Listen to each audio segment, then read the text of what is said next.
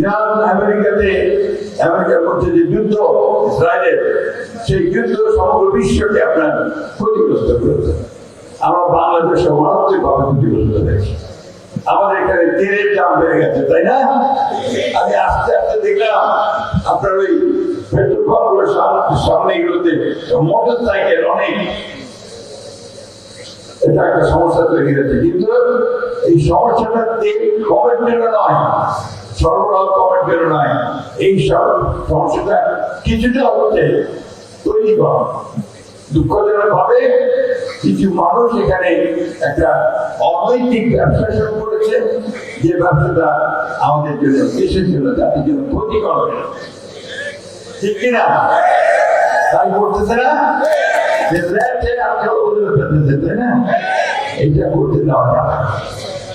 আমি ডিসি সাহেবকে বলেছি, আমার নিয়ম করেছেন, এটার দিকে আরো নজর দিতে হবে, এটাতে আপনার নজরদারি করতে হবে, এবং কেউ যেন কোনোভাবেই দুর্নীতি, আপনারা কখনো বিচলিত হবেন না, আপনারা কখনো অন্যায়কে প্রশ্রয় দেবেন না, আপনারা কখনো যারা মিথ্যা কথা বলে, যারা মিথ্যা প্রচারণা করে, তাদেরকে প্রশ্রয় দেবেন না।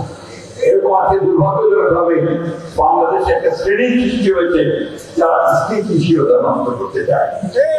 আমরা মানুষ জনগণের ঐক্যবদ্ধ ভাবে আমরা একটা ফ্যাসিস্ট শক্তিকে পরাজিত করেছি, পার্টি অবস্থে, তাই না?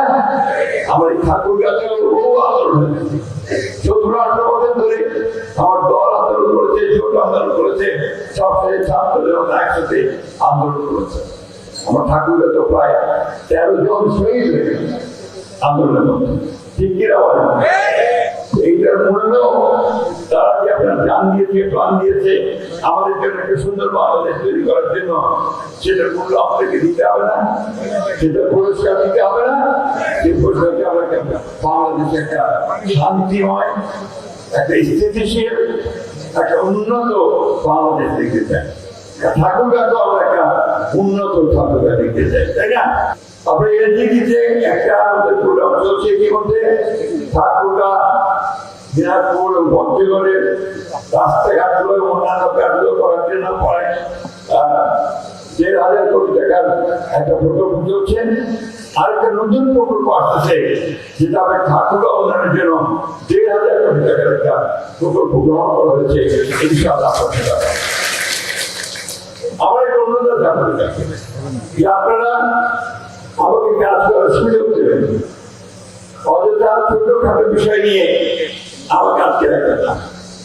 আমি এর আগে অনেক বলেছি, আমার দেশি কথায় বলি, কাজ করি সুযোগ নেন, সবাই মিলে জেনে যাবেন।